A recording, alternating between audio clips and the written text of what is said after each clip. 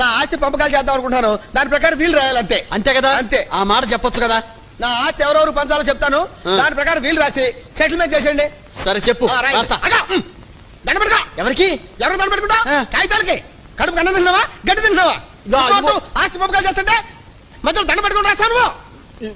ఇగో నువ్వు నోరు బరసుకున్నావు. అంబాజీపేటలో 5 ఎకరాల కొబ్బరి తోట, 2 ఎకరాలు మా అబ్బాయికి, 3 ఎకరాలు మా ఆవిడకి. మా ఆవిడకి. మీ ఆవిడకి? మా ఆవిడకి కాదు. చెప్పు. అంతర్వేదిలో 6 ఎకరాలు రొయ్యల చెరువులండి, 3 ఎకరాలు మా తమ్ముడికండి, 3 ఎకరాలు మా అబ్బాయికండి. రాశారండి? రాశాలో చెప్పు. తాడేపల్లిగూడెల్లో ఓ తాటి తోపండి, ఓ పెంకుటిల్లండి. అది నా సెకండ్ సెటప్ రాయండి. Second setup? వారిని ఇరుకుపాలెం ఫేసు ఇసకలో తొక్క. ఇంత లా చదువుకున్నాను, ఈ లెవెల్లో ఉన్నాను, ఇంతవరకు నాకు సింగిల్ సెటప్ లేదు, నీకు సెకండ్ సెటప్ కూడానా?